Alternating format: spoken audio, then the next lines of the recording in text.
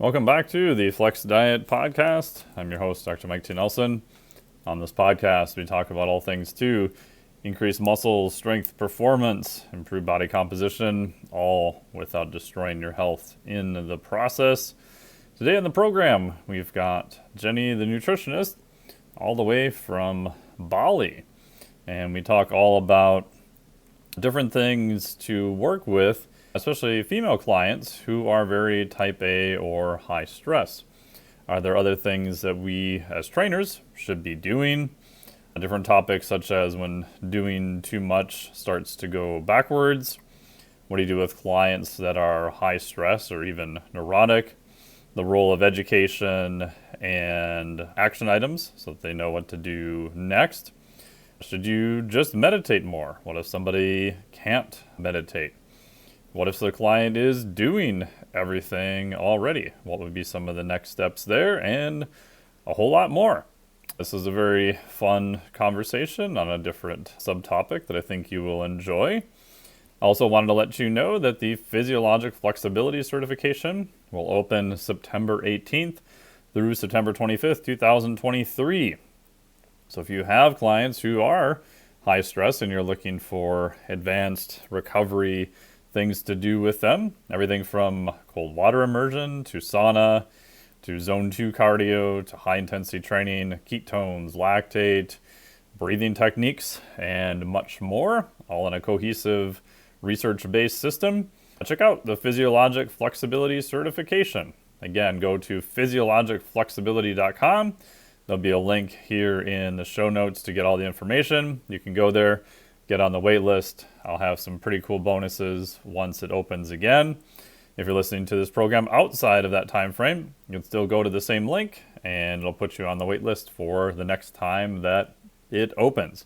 So go to physiologicflexibility.com and enjoy this conversation with Jenny, the nutritionist. Welcome to the podcast, Jenny. How are you? Thanks for having me. I am great. Yes, and as we mentioned off air, you are back in Bali. Jody and I got to meet you and Aaron at a friend's wedding in Denver, Colorado, which was very cool. And it's always, I was telling Aaron, I'm like, you ever see someone where you're like, I think I know that guy or that gal, and they look so familiar, but they live in a foreign country like halfway around the world that you're just like, you don't make any connection. And so, yeah, that was the deal. Yeah, that was a great wedding. And I think where we recognized it or real connected was at the bowling alley. We're like, oh, yes, it was actually after the wedding, ironically. Circle. Yeah. And you had a great idea for a topic today. I'll let you introduce it, which I thought was awesome. Yeah. So I work with a lot of type A ladies who lift. And so my kind of niche and specialty is nutrition solutions for those type of ladies. I feel like it's not something that maybe is talked about here or there, but there's no real space for them to go to.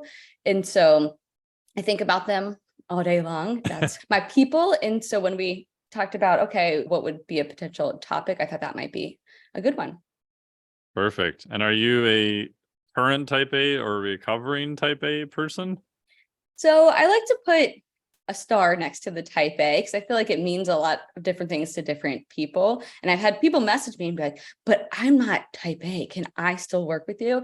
And I really think it's more. No, go away. Yeah, absolutely not. I really think it's more, I like maybe a soft type A where it's something where you are maybe organized or you like to be really on top of things and maybe you like to be routined and maybe consider yourself a high achiever all your life, which is it's a great thing, right? But then it also comes along with some maybe perfectionism or overdoing it. Or the one that I see a lot is working harder and working harder.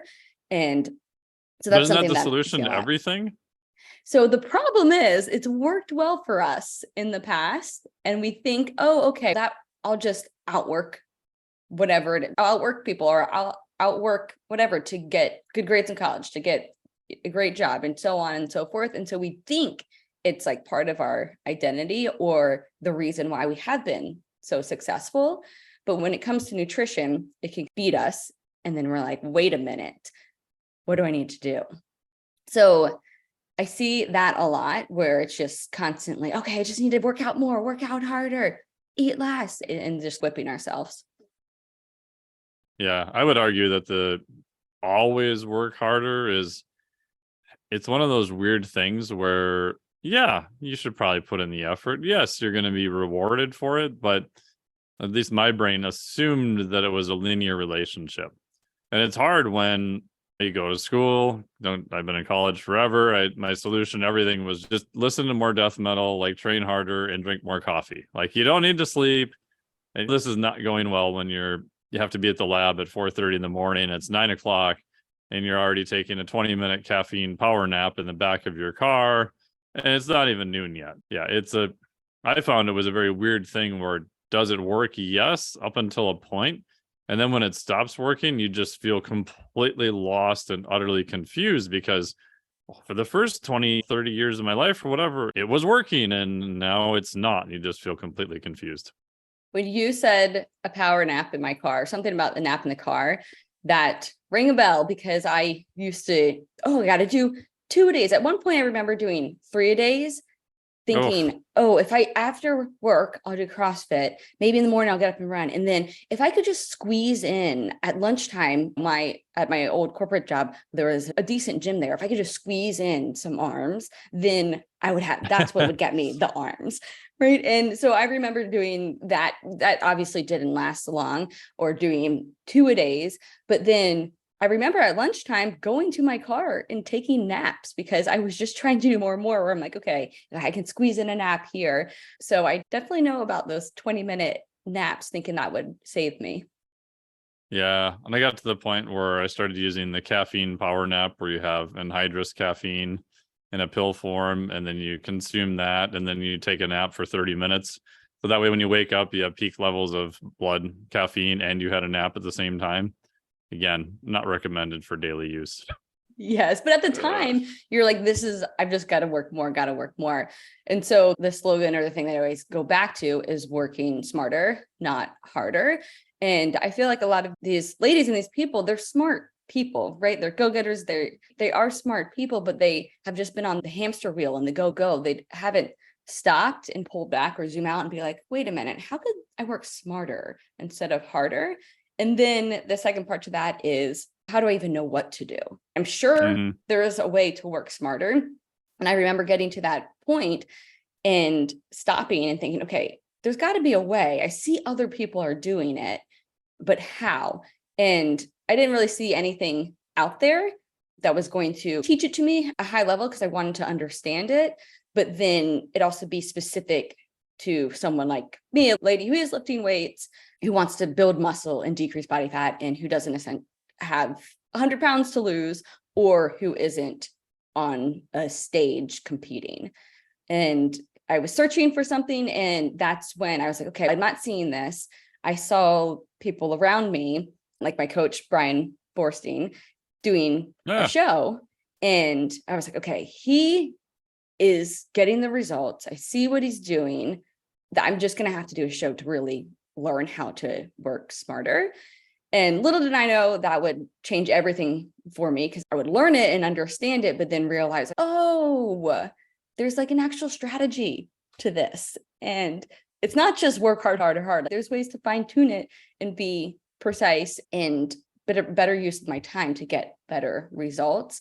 And then that's what kind of took me down the path of, okay, I want to learn more and really apply this. And then my thought was, I know there are millions of ladies out there like me who maybe don't want to go as far as doing a show, but they still want to understand this and they're not getting it.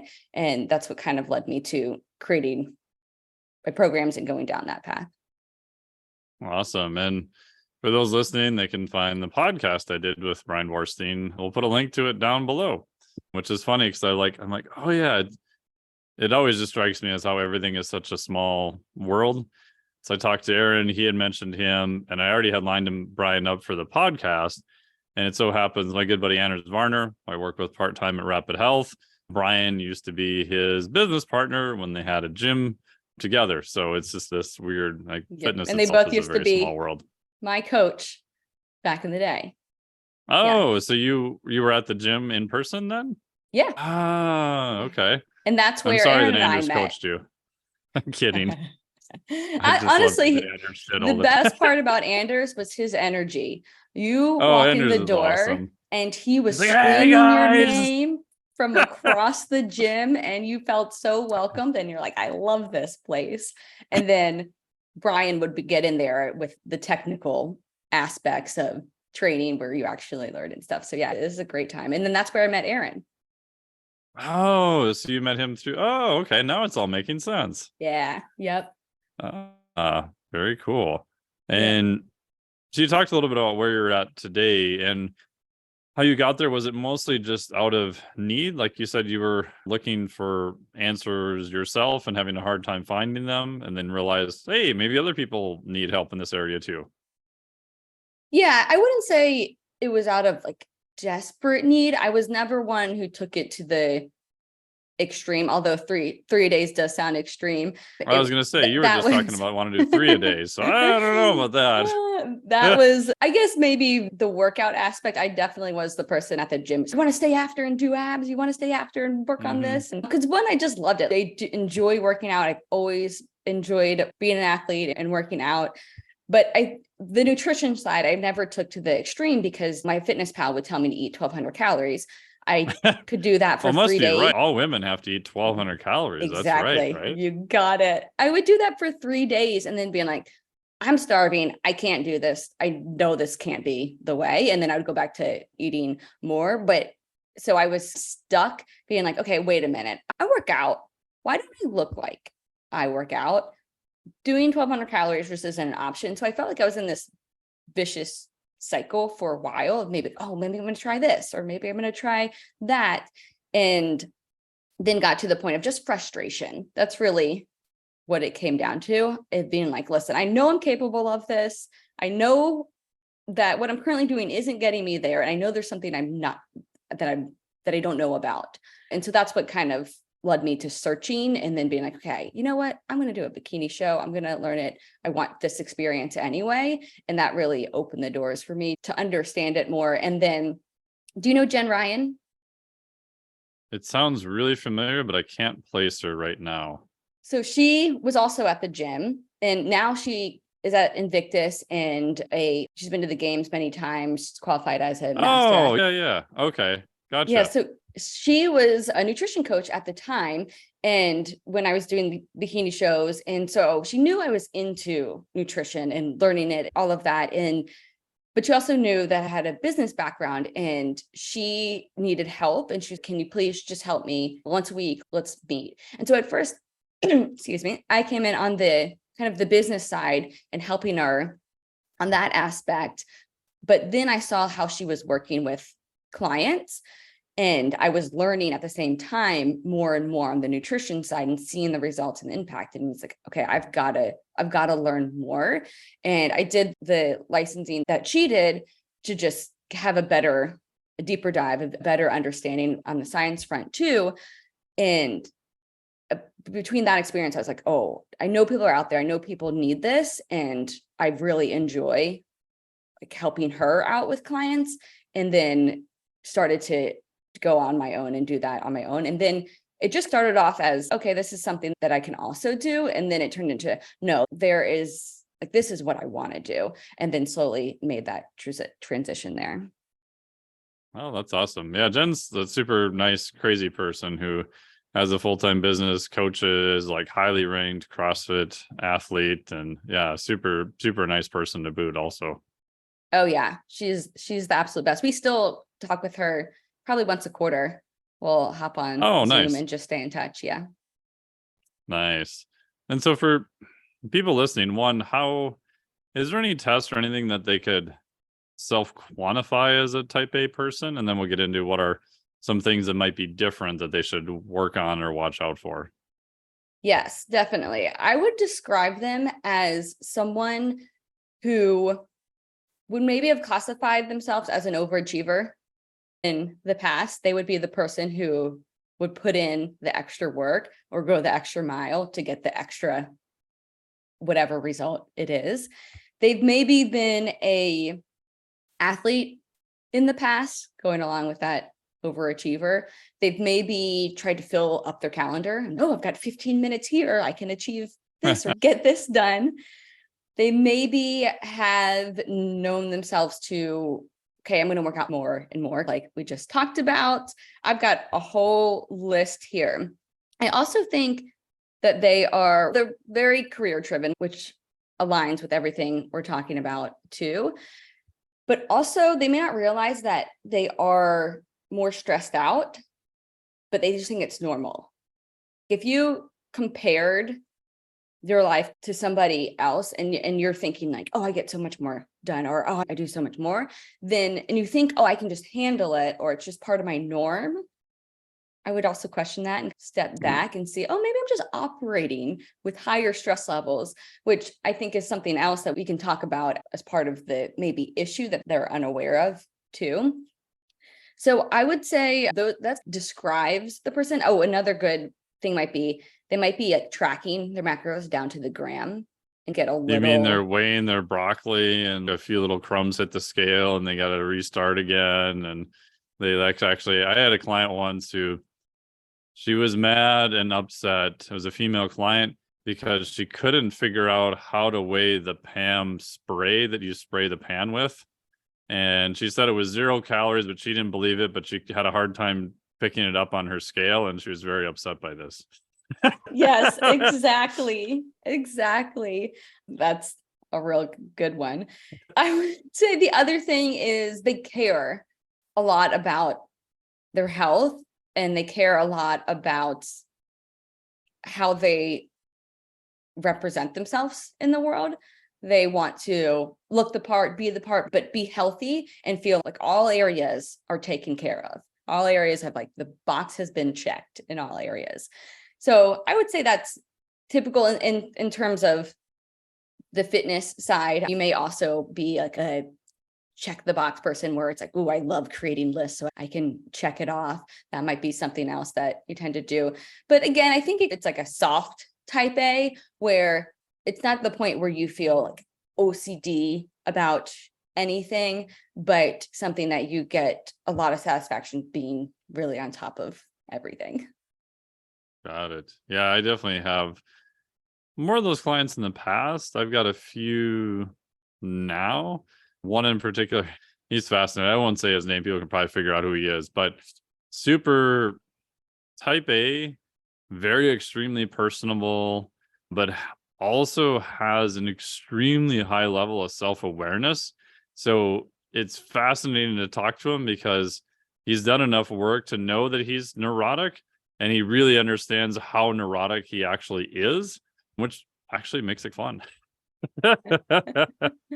Yeah, I do see a lot of my ladies are also really social, right? They're kind of going back to that. I want it all, right? I want it all. I'm going to do this perfectly, but then I also want the great family. And then I also want to go on dinner dates and go out with friends and be social. So it's like, they want it all, right? And they think I just need to work harder to get it. How do you get them away from the mindset of, if you just work harder, everything will work better? I know for myself, like the biggest thing I realized in training was doing more actually aerobic stuff, primarily on the rower or just other things. I went back and looked at my training logs and realized that, like, better is just better. Like, more is not necessarily always better. More can be better. But I think after you've been training for a while too, you'll reach this point in a session where it just feels like I could do work, but it doesn't feel like it was like the quality of the beginning of the session. And at least for me, that's okay. It's just time to cut it off. Like, you may miss a few reps, like speed feels a little bit slower. Everything starts to feel, And in the past, I was just like, oh, no, just suck it up, you pussy. You just got to work harder, like train through that. And all I got doing that back in the day was just all sorts of crazy ass injuries. Like, I was injured like all the time, and that would just kill any progress that you made. And I remember once having a conversation with a guy, and I looked at him and I asked him, I said, hey, given my history doing everything that I'm doing, what would you have me do if you were my coach? He's 1, fire your current coach. 2, do the opposite of everything you're doing now, because all you're doing is just breaking yourself. And I'm like, and at first you're like, oh, how dare you say that? Oh, how evil person. And you're like, oh shit, he's right. Yeah. But unfortunately, it was a repetitive error system for about 6 years before I finally realized that, oh yeah, it even wasn't necessarily my coach's fault. I was the one who was willingly do it. Like, I was the one that was completely at fault. Yeah. And that's hard too when you're like, no, I just wanted you to tell me to do this one exercise. I thought you had the right? magical solution. Yes. This new exercise or this new program or I have to change every single thing I'm doing in my entire approach and thought process yeah. of how it works. It breaks your brain. Yeah. Yeah, I think education and then key metric tracking are the two biggest things that shift that approach for my ladies, because they're just not aware of how it works. For example, if they go to a baby shower or go out to eat, they feel out of control. And that's something that is very important to those type of ladies, is feeling in control. So they feel out of control, not because they're like, I just binge and eat everything, but because they're like, I don't know what's in this. I don't know. Like, my typical experience when I do this is then I feel bloated or inflamed, or the scale goes up the next day. So that obviously means I'm gaining body fat, and I don't know what's in this. And so I just feel off. And so they feel like this, like, life stuff, it makes me feel off and it feels out of control and doesn't get the results that I want. But really, they just don't understand how to, my goals right now, I need to eat more food. I need to eat X amount. And this is what's in this food here that I can guesstimate when going out to eat. And I can pair that so I can still enjoy this, but feel really directional because I understand it. And so I think that education is the biggest gap. I feel like most people, but I like to say, like, my ladies who are in this kind of category are just not empowered to make decisions, to feel in control. Or the person who's measuring their Pam spray, they just don't understand of what actually is moving the needle or not. And so a lot of education at a high level, because they're also not at a point where they want to become an expert in this, but an education where they can make sense of it and then apply it and then see the results from it. They're like, oh, actually, I've had ladies be like, oh, I wasn't feeling well and I didn't go do that workout. And this was the first time that I didn't feel bad about that, because I actually understand how it works and how that actually might be better for me. And I'd actually just started a new group. And so I'm seeing this happen real time, where they're commenting and saying, are you sure that I'm not going to gain body fat by eating more? Or like, it just feels like a lot of food. I'm really nervous. Are you sure? And then instead of just saying, yeah, trust me, I'll go through and explain to them, look, here's how it works. Here's why. And we got to do this again and again. Like, we just went over this on the call, and then there's a booklet with the materials in it, right? But you got to go over it again and again, because we're essentially rewiring 20 years of habits and understanding. And so I think education, going over it again and again, and then actually seeing the data, because then at the end of the week or end of the month, we can look and say, all right, let's pull up I call them dashboards. We can see you've increased 100, 150 calories every couple of weeks.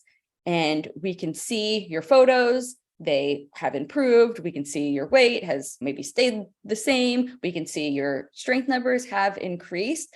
And so through them understanding why and then actually experiencing and seeing the data for themselves, that's what I see slowly changes and shifts their approach and understanding. And then by the end, they're like hooked, and they're like, what?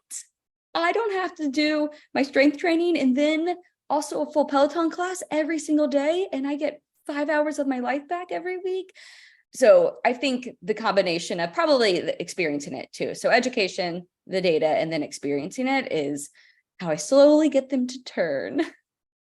Yeah, no, I think that's great. And that's similar to what I do with clients too. I remember several years ago, I had a female client. She was actually a fitness competitor. So fitness, I don't know. It was fitness, wasn't physique. And she was like 4 weeks out from her show. Everything was going great. She was wonderful. And her body weight on the scale had gone up a couple of pounds. She was just completely stressed out of her mind. HRV is completely in the toilet. And I'm like, how about like for dinner tonight, you have 50 extra grams of carbohydrates, have some white rice, have some fruit, whatever. She's what? You're crazy. What? I can't have 50 extra grams of carbohydrates. That's insane. And I'm like, okay, so let's do simple math. Let's say 100% of this gets converted into fat, right? Here's the amount of fat, and I walked her through the calculation. It's basically minuscule. Now, again, if you did this for every single meal for the rest of your life, of course it's going to accumulate. But one single meal at night, trust me, you're going to be fine. And she's like, oh, I understand the math and it makes sense, but I don't know about this. I'm like, just try it. It's one meal, right? She gets on the scale the next day. She's like, I lost 2.5 pounds. And obviously it's not all fat. It was probably just water, inflammation. Who knows? She's stressed out of her mind. And then after that point, she's, it was like ever like proving something that they thought was right is wrong. But then once it actually happens to them, they're like, oh, okay. Because it's one thing, like you were saying, to do the education, but also to have the experience of it, I think is the thing that kind of seals it. The other story reminds me of, I think I've probably told this before in the podcast, is a client years ago, we went down to a fitness retreat, my buddy Dr. Ben House's place years ago. And so I had worked with her, gradually bringing her calories up, getting her to lift more. She's very anxious, kind of type A person. And she's on board, and she actually did really good. But we got there, it was like day 4. She's like, oh, do you know, this is so crazy that I'm down here. And all these women, they look so good and they lift lots of heavy weights. And oh my God, the amount of food they eat is crazy. And I'm like, yes, this is what we've been telling you the whole time. But it's hard until you have that experience where you change your environment for people to then believe in it and actually see it. It's like they logically understand the math. They logically understand what you're telling them, but it's almost like this, like a belief until you experience it thing, and then it sticks. Yeah. And I love that you did like worst case scenario too. Oh, yeah.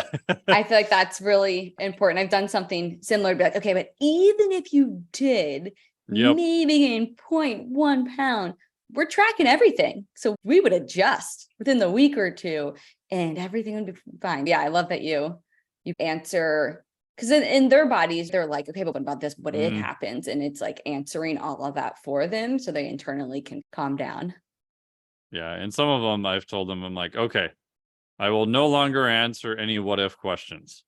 Like, we will do an experiment to see what if this or that happens. And like you said, and we'll adjust if something weird happens. But it almost felt like it was sort of their security blanket of, if they could figure out all the hypothetical things that could happen, then they could magically navigate through it. It's you're just going to drive yourself insane. Yeah. Yes, definitely. I don't know if you run into something similar where people are lobbying a lot of hypothetical questions, and the longer, at least I learned this, the longer I entertained them, the more just crazy they started getting.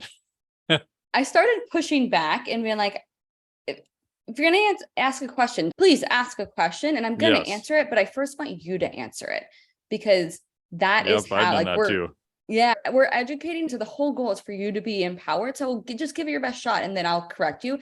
And I would say 90% of the time they get it right and they know, but they just don't feel confident in it. And so I try to get them confident through that approach. And it takes a lot of effort on that end. We'll see if that holds up when I have kids and stuff, because it takes a lot more effort and patience. But I have found that to be somewhat helpful, because it stops them, because they're like, okay, wait a minute, I see now how it actually works. I see now that my brain's just going, it's going to brain, so we can reel it in and just stick to the plan. Yeah. And that's like the art of coaching, right? I mean, you're obviously educating people along the way. You're not just be like, oh, weigh your broccoli, hit your macros, see ya. It just doesn't work that way. And the handful of people I've in the past where I gave them an exact meal plan or exact macros, and I do use macros with most of my clients who are more intermediate to advanced. If they started hitting everything like 100% for the first 2 weeks, I actually got super nervous, because I'm like, the wheels are going to come off. There's going to be a social event. Something is coming. It's going to happen. And it's going to be a disaster. Yes. I noticed that exact same pattern because I have my ladies track macros too. And Sure. and the exact same thing, right? I see them hit 7 out of 7 days the first couple of weeks. And especially the way that we approach it in the program, the first part is we're building up because 99% of them aren't eating enough. And they have more flexibility. And it's what I call like the lifestyle phase where, okay, you're learning how to go out to eat once or twice a week. You're learning how to take vacations and guesstimate your macros and all of that aspect. So you don't have to be perfect, right? Like you're average.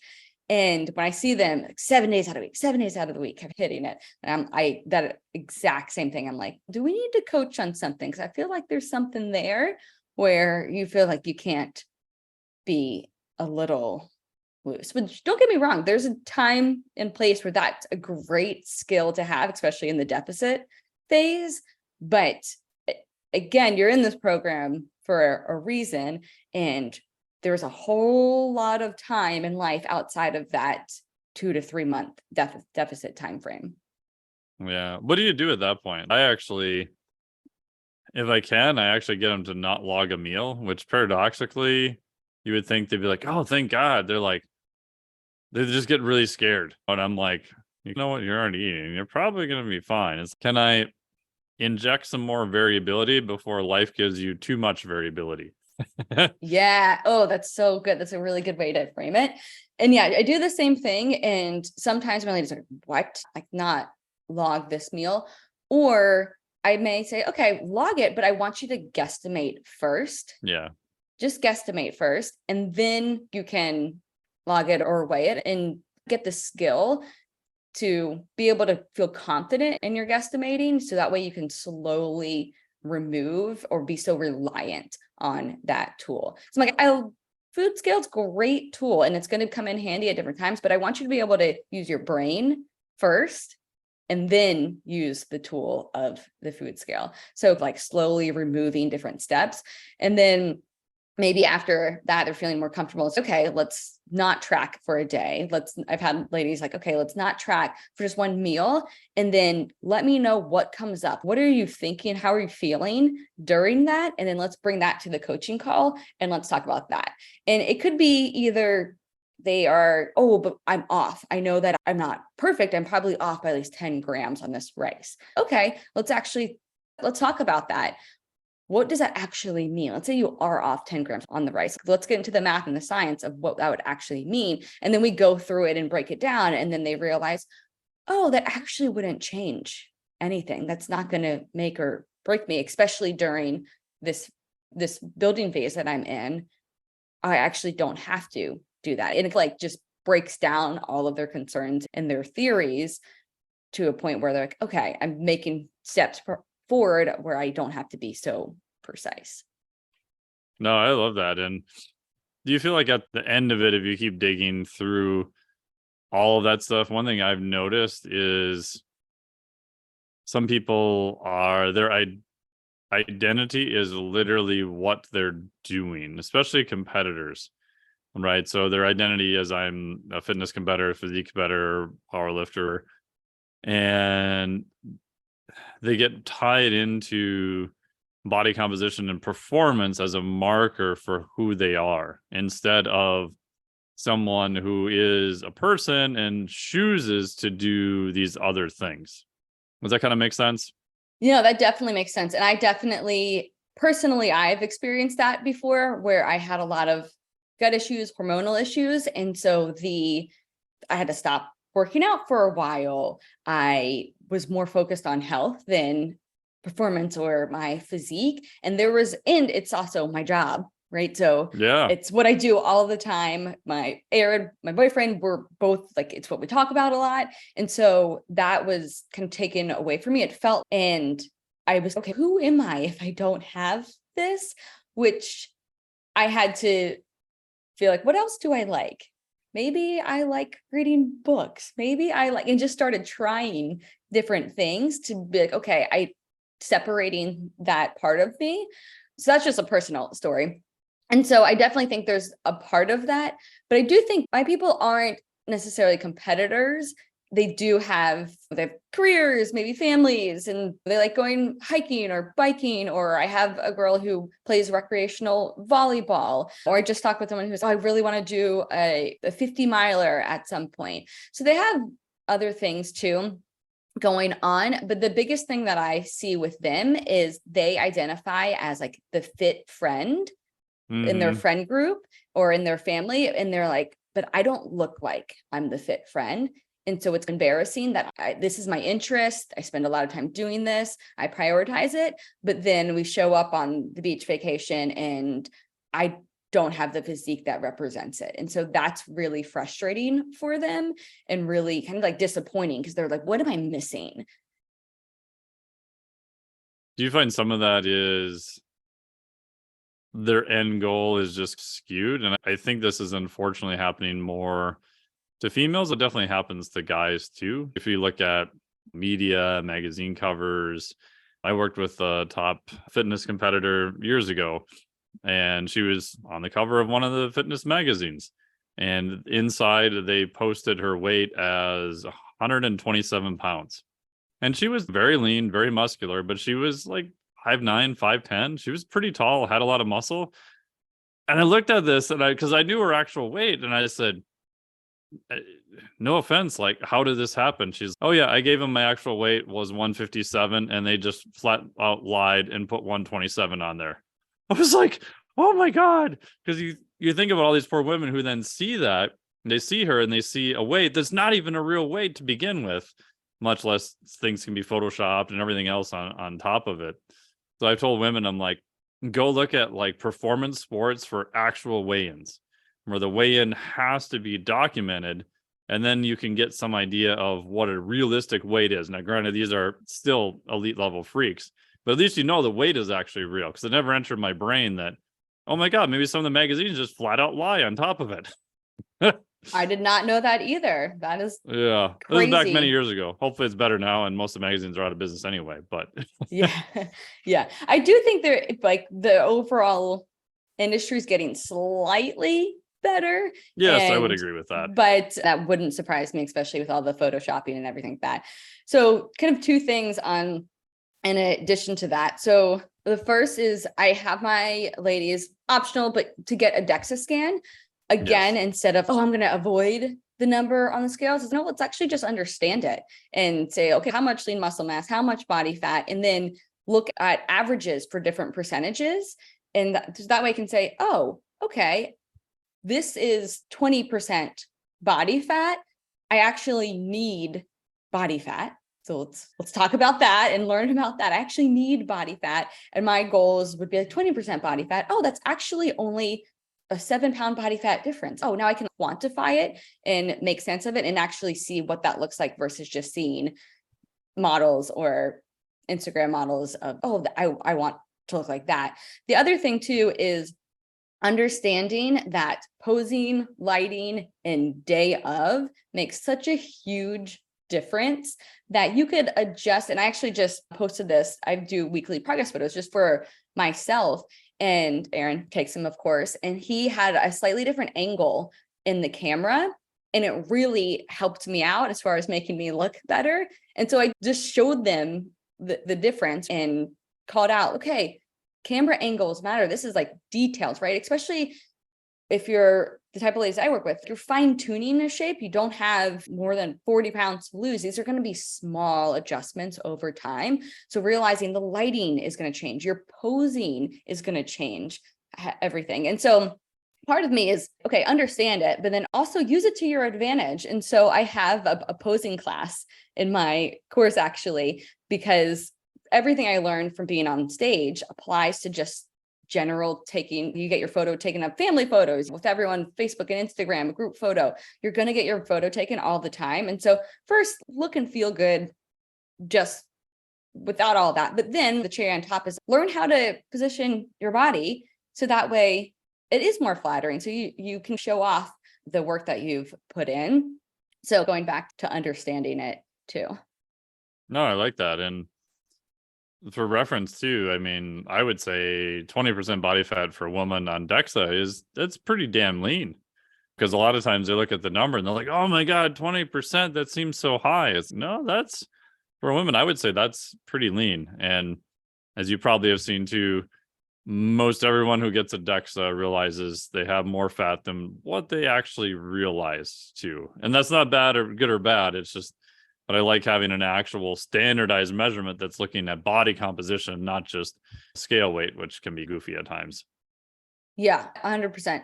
And I feel like too, the DEXA actually, I didn't realize exactly how it was calculated.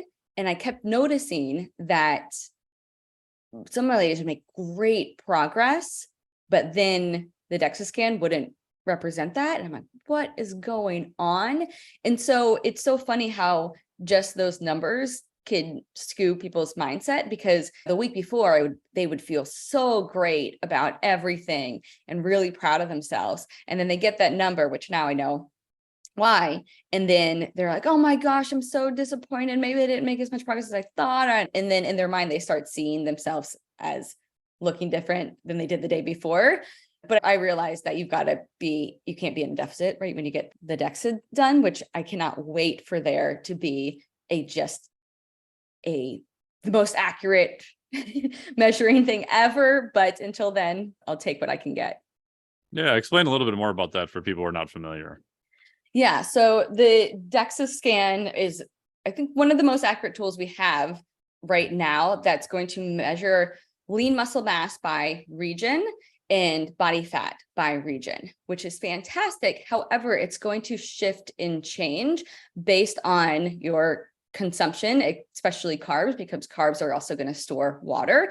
And so it doesn't, and also muscle glycogen. So it's going to store that as well, which is going to show up on your DEXA scan as lean body mass, because the tool, and you can correct me if I'm wrong, but because the tool doesn't have the capability to decipher between lean body mass in your muscle versus water in your muscle versus muscle glycogen. So if your stores are full, meaning if you're eating more and there's more water and there's more muscle glycogen in your muscle, the DEXA is going to count that as lean muscle mass. The problem is then that number is what determines your body fat percentage. So they'll just take your total weight minus that, I put in quotes, lean muscle mass, and then your body fat. So if you are in a deficit and you're eating less, and you remove that food, you're going to remove, let's say, I've seen maybe 3 pounds of lean muscle mass, even though it's not truly lean muscle mass. So then that's going to make you take your total weight minus that number, it's going to make your body fat higher, and therefore your body fat percent higher. So I was noticing this with my ladies who actually were eating enough beforehand, and then we go into the deficit and it would be less food than they were prior. And so it would happen just every once in a while, because most of my ladies weren't eating enough, right? So they might be in the deficit at the same amount of food as they came to me until we had apples to apples. And so their report would show their progress, but it was just a few of my ladies who were eating enough. And I noticed it was always with the ladies who were like a little bit more advanced, because they already knew to eat enough. And so I was like, what is going on here? And then actually Aaron and it's the only time we bicker or fight. It's about when it comes to the science or data. And I was like, there is no way that is how they track it. Like data, or DEXA scan does the formula. And I was really angry and really mad, because I just thought it was more accurate than that. And that's on me to not do my due dilly, but now we know. So anything else that I missed or you want to add? Yeah, no, that's great. And DEXA is probably the most accurate out of the commercially available stuff we have. No one's going to get shoved in an MRI per se. And even then, like what I tell people is body fat percentage across DEXA I've seen can vary by 1 or 2% extremely easy. And by that, I mean, if you were, let's say, a legit 20% on DEXA, even if you control for nutrition the day before, you might even have a different operator, you might even have a different machine, you might have a different time of day. Like you try to control for all those things. But even then, just the variance in the machine itself, you could be 21, 22%, or you could be 18%. In terms of research stuff, yeah, there's ways we can try to cross-check that, total body water, what compartment model you're using, blah, blah, blah, blah, blah. But I always try to phrase it in those terms because that's what the person is interpreting, right? Because I've seen people get DEXAs relatively short order and literally just lose their mind because they're like, oh my God, I was 21% and I did all this work and I'm 22.5%. I got fatter. And I'm like, your scale weight doesn't show that. Your circumference doesn't show that. Your performance is up. You're still within the air of a DEXA. Probably didn't control your food also the day before. There's all these variables that go into it because I think people assume that this is like a scientifically valid exact machine. It's got to be. And so the amount of people I've talked off the ledge of just realizing that, hey, I might be a little bit off. I've had a couple of them go back and get a DEXA again within 3 days later from a different place. Yeah. And for people listening, like Grant Tinsley, he's got a lot of really good research that's done looking at DEXAs and body comp and stuff like that. So even with highly sophisticated medical grade equipment, you're still left with what's the scale say? What do your pictures look like? What's your circumference? How do your clothes fit? A lot of these other indicators that can be extremely useful along the way. Yeah, it goes back to not just putting all your eggs in one basket with one key metric. To look at the full story. What does it all tell us and how do all of those work together to represent what's actually going on? Yeah. How do you handle, as we get close to the end, how do you handle stress? Do you monitor HRV? Do you do any monitoring of it? Do you have people do breathing techniques or try to reduce their stress? Or how do you work with that? So first, I would love for there to be a measurable daily metric that's like very precise. Again, I cannot wait till everything is very precise in tracking. But up until that happens, I have my ladies get blood work done. And so I'm initially going to look at cortisol levels, and then reverse T3 is the main one. But of course, there's a lot more that trickled down that would be impacted from stress. Explain too. Reverse T3 real quickly for people that may be a new term, because they've probably heard of T3 in terms of active thyroid, but reverse T3, what the hell is that? Yeah. So again, gonna sum it up in high level. So essentially your thyroid rate is we'll call it 4 components. You have your TSH, which is like the starter and the controller of things. Then it's going to tell us how much T4 to make.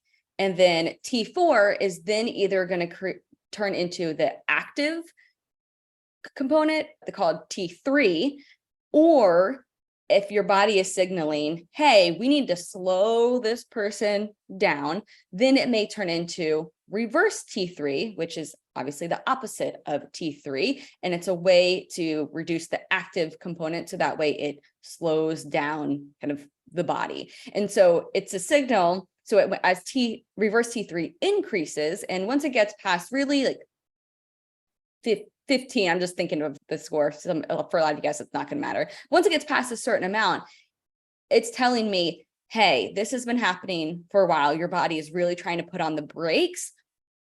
There's stress going on, additional stress that we want to bring down. And so one of the things that I typically see is my ladies aren't eating enough. Going back to the type A go-getter where they're like, oh, eat less, right? I'm going to try to eat less. Or they're like, I'm just so busy. I'm doing that. I skipped a meal. I forgot. And they're not eating enough, which is a stressor on your body when you're not eating enough. So that's typically one of the biggest things I see. And so that's also why one of the first steps is to slowly get them eating enough. So that's one part of it. The other part of it is depending on what their labs look like, we may want to add in additional support. Cordy's, I don't know if you're familiar with New Ethics. It's essentially just natural herbs to help influence cortisol, especially at night, to help them sleep more and kind of adjust their circadian rhythm to be more on par for what we'd want to see. But I think kind of use supplements as like the last thing. And then the other thing would be breathwork and meditation. And a lot of times my ladies are very like, okay, I can't meditate. I just sit there and my brain just ping pongs and I want to go, which I totally get. And so I combine the deep breathing with the meditation and just start with 5 minutes. There's 5-minute meditation on Spotify has been like a lifesaver for me because it's doable, right? If you tell someone 5 minutes, you're like, oh, I can do that for 5 minutes.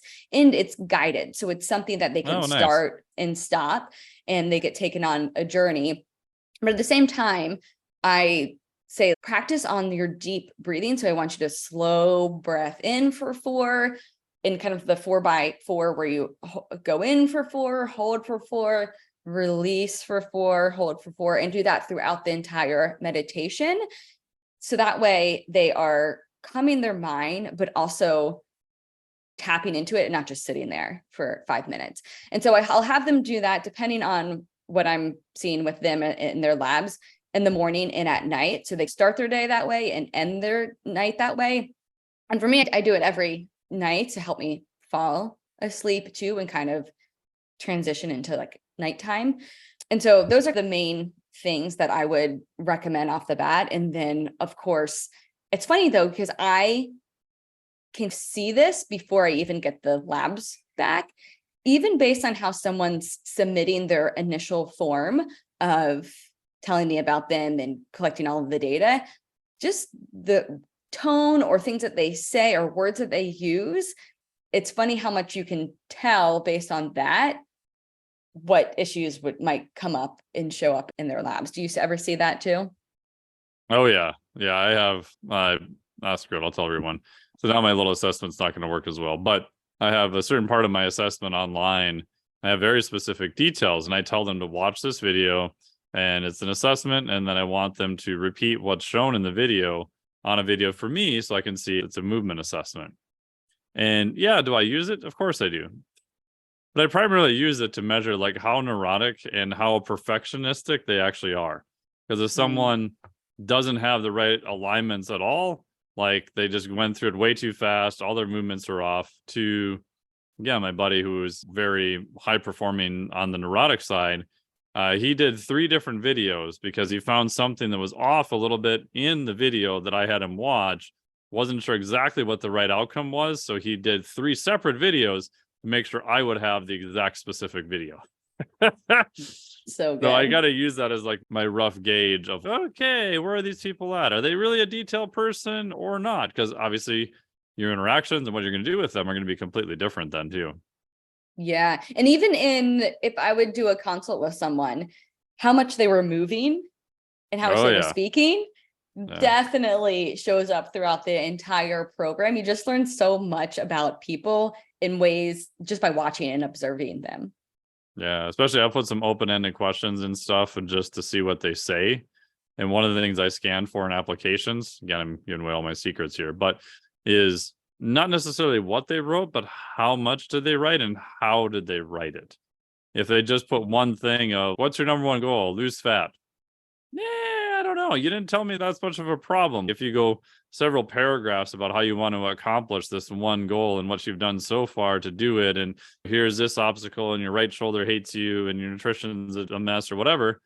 Okay, cool. That's something we can work with, right? You're very specific. You know the direction you're going. You're just kind of lost as to how to get there. I think sometimes people want to get leaner or add more muscle, and then they realize what they need to do it, and they're like, I'm out. Which again, totally fine. Everyone has to make their own decisions versus someone who knows what they need to go and they just have tried stuff and they're trying really hard, but it's just not really going so well for them. Yeah. Yeah. And that's one reason too, why I've narrowed down it and niched down to only working with lifting ladies.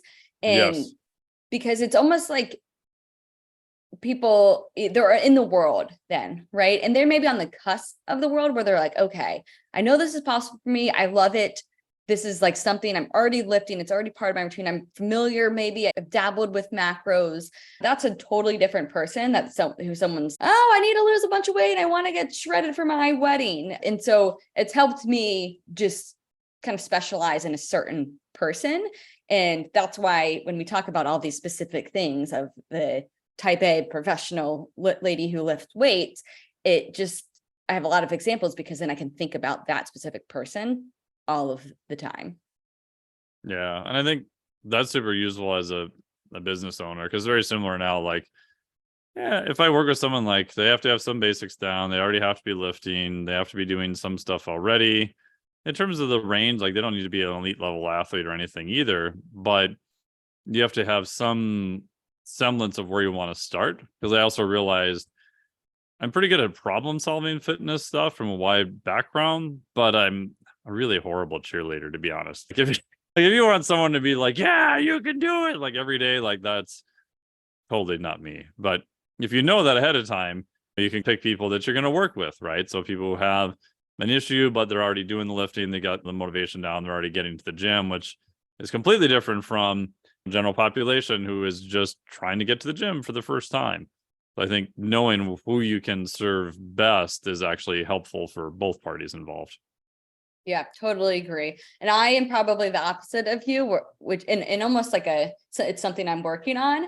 I definitely am a cheerleader. I was a cheerleader my whole life. So it's nice. It's like in my blood.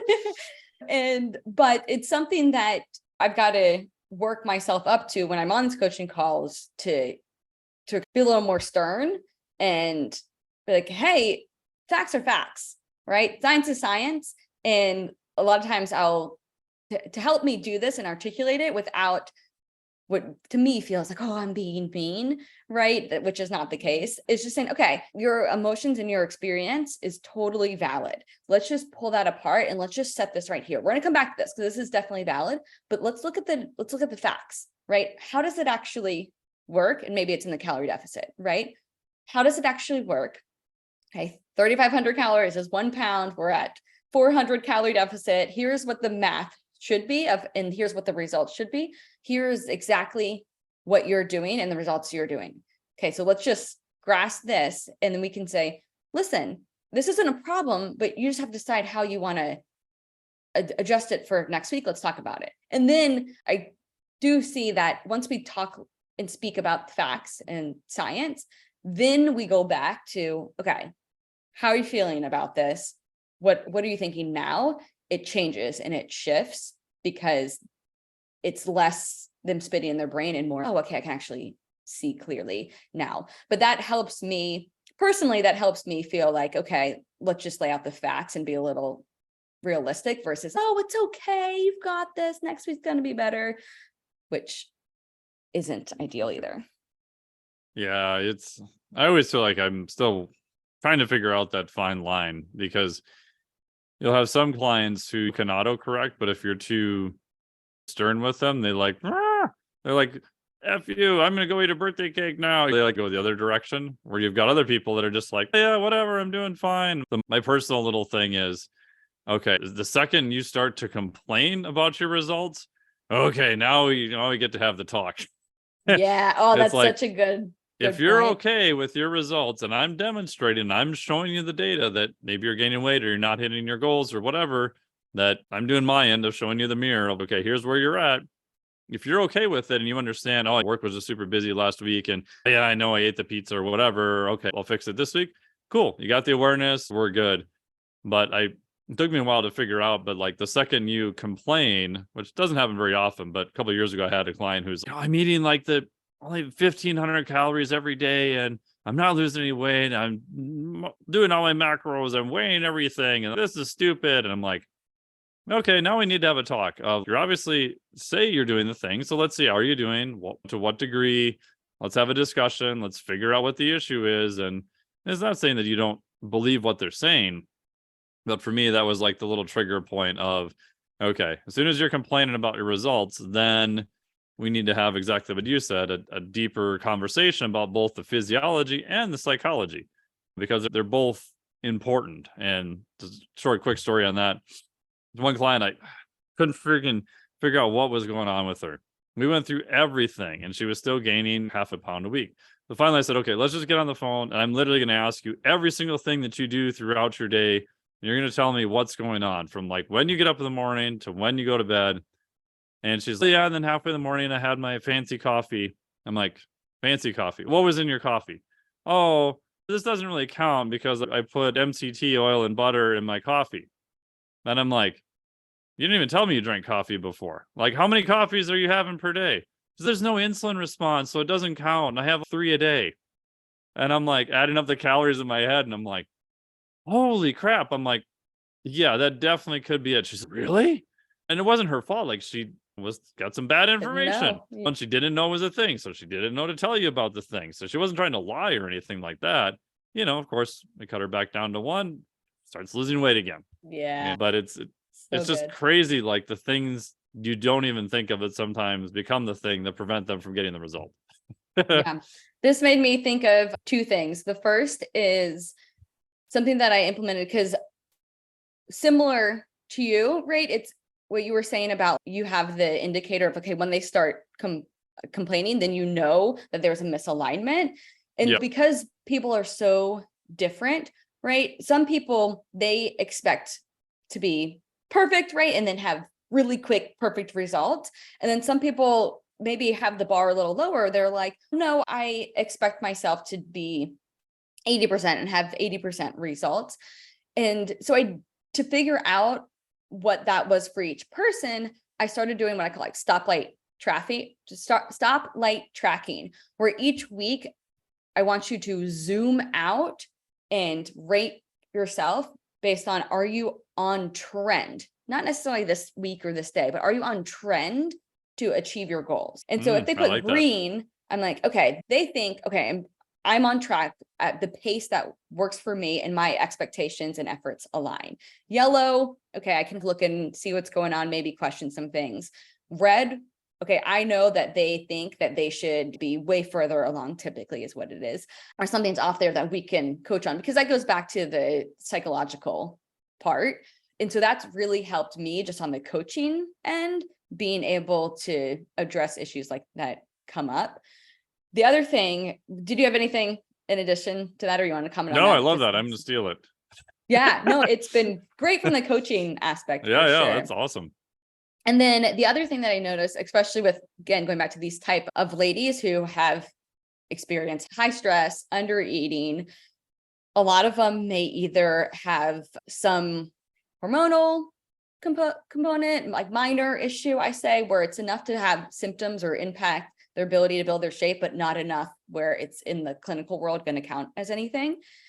Or this is less, but it's still something I see as metabolic resistant. And so it could be something where they're like, no, I am doing everything and I'm not seeing the changes. And of course, my first thought is, okay, but are you really doing everything? Let's go through and check everything. But I do see a lot of that. I'm like, yeah, I trust you. I believe you. I know you're on top of it. I see the things you're doing. Something else is going on. Let's get labs again. Let's look at this. Let's run a flush protocol. Let's take a deeper dive in a different approach, because that is something I think that is becoming more and more common with the stressful type A ladies. High stress, lower stomach acid, more gut issues. And so there are a handful of things like that I'm seeing more and more of, I think, just in the world too, because of different factors, more gut issues, more hormonal issues. So that's just a side note thing, but it reminded me after you shared your example. Yeah, and I tell people this all the time as we wrap up, that if you've done everything you can on your end as a trainer, whatever your license is, whatever your background education is, then it's okay to ask a specialist, or it's okay to get more labs done. It's okay to go to the next level, whatever that possibly is. Monitor your stress with HRV or track your training more, whatever it is, right? Because I always tell clients, like, physics always works somehow. Like, we just need to figure out what the next thing is, what the next leverage is. Then they're not going to be mad at you for referring them out or having them work with someone else or whatever. That's one thing I wish earlier in my career I would have done sooner, right? Because by definition, if you're earlier in your career, there's only so many things you can get at. You only have so much time. So just having a solid referral network as you build up your skills. And even later now, it's I look at some people and I'm just like, you need to go see this person. I'm not the best on that. If you can't do that or you can't afford it or whatever, yeah, there's some things we can try. Here's our options of where you can go. Because I think, especially from a client perspective, the worst thing to hear is, I don't know, and you just give up, right? I'm not saying you would do this. Like, knowing that there's another option that may even be outside of your scope or someone you can partner with. A lot of times when I've done that, those clients have almost always come back to me anyway. And then, shocker, they're easier to work with because they solved the issue that was the root cause of the issue, and now everything works again. Yeah, I think that's the biggest thing, is because most coaches you're going to want to help, right? And so you're Yeah. going to keep going, you want to help. But then when you're hours researching into this new thing that you know nothing about, that is really out of your scope, that's when it's okay, this isn't beneficial for you, it's not beneficial for the client, and you're taking away time that you could be spending on people who you really can help. So yeah, I totally agree. And I have a functional medicine team that once I see too many red flags, it's like, all right, I think it'd be best if you focus on health first, and then you can come back and focus on body composition. It is something that I've taken now a handful of different courses and certifications in the functional medicine world, because I think it's so important. And especially for my ladies, I'm seeing more and more of it, but I feel comfortable to a certain extent, and that extent gets cut off. And in the application process, I ask a lot of questions, because that's going to hopefully tell me upfront if you're a good fit or not. And then if not, yeah, I can refer you somewhere else, because at the end of the day, like, I want people to get results. And if they have certain criteria, or they have it or they don't have it, then that's going to tell me if they're going to get results in the program or where they can get results from. Yeah, awesome. Thank you so much for sharing all your information today. Tell us more about what programs you have. Do you work with anyone coming up? Where can they find you? I know you're on Instagram and everywhere else too. Yeah, so I have a 4-month nutrition coaching program called Create Your Shape. And as you've heard throughout the podcast, I work with type A professionals who are lifting weights and want to build muscle, decrease body fat, understand nutrition, and create their nutrition routine that's going to serve them for the long term. So that's the specialty in what the program is designed to achieve. And you can follow along on Instagram at Jenny the Nutritionist, or you can learn more about me and my program on my website at jennythenutritionist.com/create-your-shape. And I also have a podcast, and that is also called Create Your Shape with Jenny the Nutritionist. So I have episodes that come out every week that are more all of the topics that we've talked about here, educational based and applicational based, and understanding some of the science and strategy that goes into it. I think that's everything. Oh, it sounds like a lot. Yeah. Awesome. And thank you so much for all your time. I really appreciate it. And yeah, I would highly encourage people to check everything out that you've got going on. You always have such great information. And tell Aaron I said hi too. Will do. Thank you so much for having me. I really appreciate it. Have a good rest of your day. Thank you. Thank you so much for listening to the podcast. Really appreciate it. Big thanks to Jenny for being on the podcast. We will link to the other podcasts with Brian Borstein, with Aaron, our friends Rick and Dee. We met all at the wedding in Colorado. And other links also. You can find Jenny on Instagram and her website and everything below. Highly recommend you check out all of her great work there. Big thanks to her for sharing all of her wisdom on the podcast. That was awesome.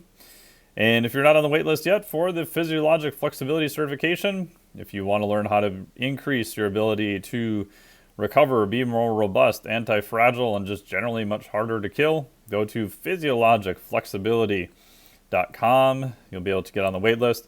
It opens again September 18th through September 25th, 2023. So go to physiologicflexibility.com. All the other links will be here in the show notes. As always, thank you so much for listening. Really appreciate it. If you have time, please leave a very short comment. It goes a long way to help us get better distribution of the podcast, since right now it's just myself and it's sponsored by the certification I created. So any help getting it into more people's ear holes is definitely appreciated. Feel free to leave us whatever stars you feel are appropriate. And if you can send it to someone you think may get a benefit from this, please forward it on or leave me a message on social media and tag me so I can say thank you. Thanks again for listening. We really appreciate it. And we will talk to all of you next week. You know something? That was a sweet number. It sure was. You know something else? What? I hate sweet numbers. This podcast is for informational purposes only. The podcast is not intended as a substitute for professional medical advice, diagnosis, or treatment. You should not use the information on the podcast for diagnosing or treating a health problem or disease or prescribing any medication or other treatment. Always seek the advice of your physician or other qualified health provider before taking any medication or nutritional supplement, and with any questions you may have regarding a medical condition. Never disregard professional medical advice or delay in seeking it because of something you have heard on this or any other podcast. Reliance on the podcast is solely at your own risk. Information provided on the podcast does not create a doctor-patient relationship between you and any of the health professionals affiliated with our podcast. Information and statements regarding dietary supplements are not intended to diagnose, treat, cure, or prevent any disease. Opinions of guests are their own, and this podcast does not endorse or accept responsibility for statements made by guests. This podcast does not make any representations or warranties about guest qualifications or credibility. Individuals on this podcast may have a direct or indirect financial interest in products or services referred to therein. If you think you have a medical problem, consult a licensed physician.